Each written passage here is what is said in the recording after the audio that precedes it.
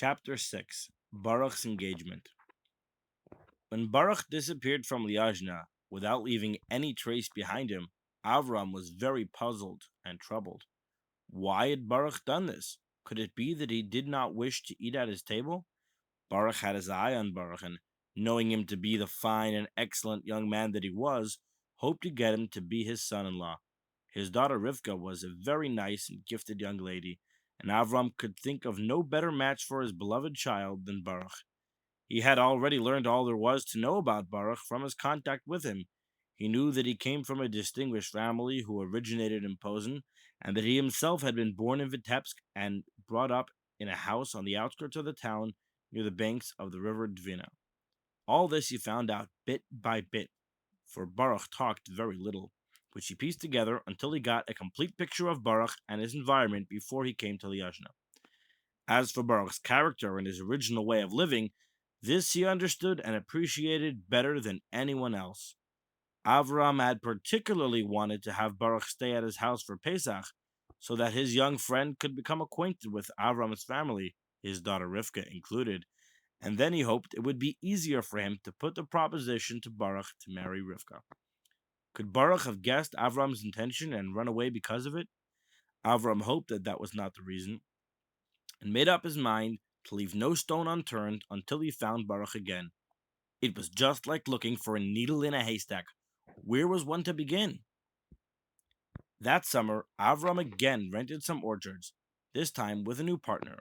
One of these orchards was quite some distance from Liajna.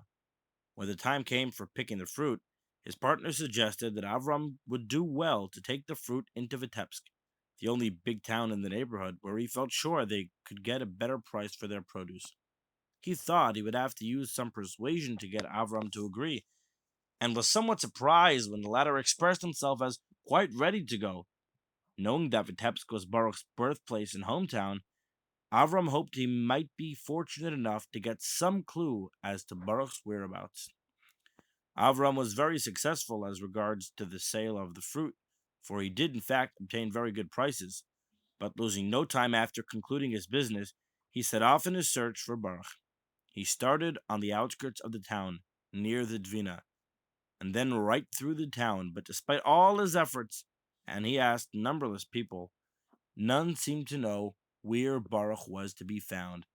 Avram returned home disappointed. Still, Avram refused to despair, although he visited Vitebsk several times during the summer without getting any nearer to solving the mystery of Baruch's disappearance. Finally, Avram decided to go up to his one-time teacher, Rabbi Avram Zev in Beshenkovich, and ask his advice as to whether he should continue with the search for Baruch or look for another suitor for his daughter. Rabbi Avram Zev was more than a teacher to him. He had brought him up and later helped him to marry and settle down. Rabbi Avram Zev advised Baruch to wait just a little while, advised Avram to wait just a little while longer, and if he still did not find Baruch, then to give up the search and find someone else for his daughter. While he was in Beshenkovich, Avram became acquainted with a student from the Vitebsk yeshiva, and during their conversation, he spoke enthusiastically about the young dean there, Rabbi Yosef Yitzchak. The student did not know that Avram was frantically searching for Rabbi Yosef Yitzchak's brother-in-law, nor was he aware of their relationship any more than Avram.